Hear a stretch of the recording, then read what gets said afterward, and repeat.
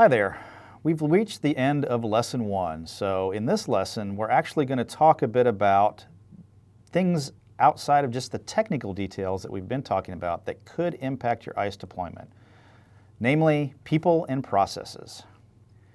When you think about your IT security policy, what does that mean to you?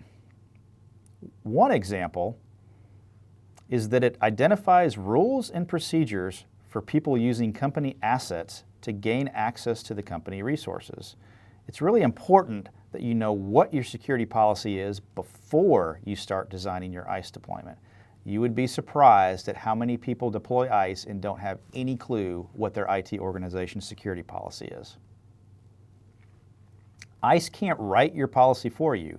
A lot of people make this mistake and think they're just going to implement ISE and then have ISE turn around and write that policy for them. We can't do that, and that's not recommended from that perspective. Get your leadership support in designing your deployment. Outline for them how this will help meet the company's security policy and get their buy-in. There will be a change for the end users, and having management support will only help in this process. We talked about this before. Make sure you know what your policy is before you actually start the deployment. Management support, we already talked about that. That is a significant factor that a lot of people miss. If your management doesn't buy off, when we change the end user's flow, there's going to be some backlash. So make sure you get your management support.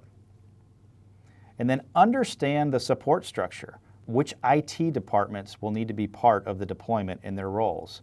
One thing that's overlooked a lot of times is that ISE is network access control and everybody assumes the network team is going to manage it, right? Well, wrong.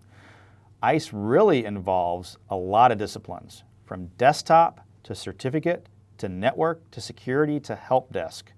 Granted, these may be the same teams for a lot of smaller companies, but they need to be considered nonetheless. And then monitor and update your policies as you go. If you see things that are inaccurate about your existing security policies that need to be updated, update them as you're going through the review for the deployment. A very simple workflow that we use a lot of times is to get management support, write policies, implement those policies, and monitor.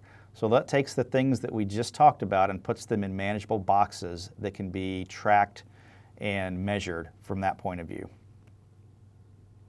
So this is easy, right? I'm going to build my servers, I'm going to point it to Active Directory, I'm going to configure some certificates, I'm going to configure my devices to point to it, I'm going to make a few policies, and I'm done, right? So not really. While newer versions of ISE do include a lot of pre-configured items to make it easier, it's still something you really need to consider a lot of points when designing your network access strategy. And we've talked about a little about these already. But how am I going to authorize things? What are my policies going to look like? How am I going to authenticate? Which identity stores do I need to point to? How am I going to authenticate those users? Desktops, how am I going to distribute the changes that need to be made down to the desktop environment, whether they're through a Windows group policy, whether they're through some scripts with some other systems? How am I going to do that? I got multiple different types of endpoints, so make sure you consider those. I might not just be an all Windows environment. I might be Windows and Mac or Windows and Linux, or I even had one customer that was all Linux. How am I going to manage those changes in the environment when we're doing that? Teamwork and organization is really the big thing. This is going to be a team effort. You can't succeed on your own as just a network effort. It has to involve the entire project team to be successful, so keep that in mind as well too. So what's involved in a successful ISE deployment? Discovery. Make sure I have a process to discover what type of assets are in my environment. Remember we talked about the use cases of ISE before, and asset discovery was one of them? You can stand up ISE in a passive mode just to discover your network to understand what's on it. I recommend you start there and use that information to help build your overall network access policy. Planning and staging. Do not just install the servers, write some policies, and put them out there for people to start testing with. Make sure that you're planning and you have very clear, concise use cases defined that solve your business's problems. One of the challenges that I see is people try to get very granular. ISE gives you a lot of options, but more is not always better. Start small, map your policies to your business requirements, and start with those before you go crazy with all your policies. We talked about this before. Work with those other teams. Don't try to leave them out. There may be some challenges getting their support and getting their buy-in. As long as you present what you're doing and help them understand why you are doing this and why you're asking for their assistance, it tends to go a lot better. So what are some of the challenges we have, and why do ISE deployments fail? I've been part of a lot of ISE deployments, and I even come in after they have not gone so well, and I get the general comment that ISE is too hard. We can't really do this. And that's just not true. A lot of times, lack of proper planning is really the one item that determines success or failure from that perspective. Make sure that you notify everybody. This is the second one. Not only did I not plan, but I didn't really tell everybody what I was doing. I'm asking for resources, I'm asking for their time, but they don't understand why we're doing what they're doing, aka management support. Not understanding why I'm doing what I'm doing. A lot of people think, yeah, I need network access control. I need to put that in to secure my environment.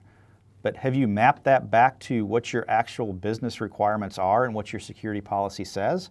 If you've not, then you may just be implementing something for the sake of implementing something because you feel better, and it doesn't map back to something that your business actually requires. Not understanding the technical requirements. Do I understand all the network access devices in my environment? Do I understand the endpoints and how that configuration is going to impact them? Make sure you understand all of the requirements before you deploy ISE.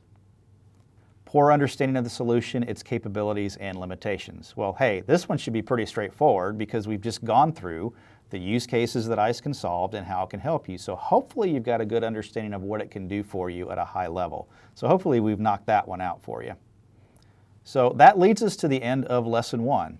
Again, I hope that you've got some good exposure and good understanding of ISE in general, what it is, what it isn't, and the various use cases that it can solve for you. Really hope you've enjoyed this lesson and look forward to teaching you more in the future lessons. Thank you.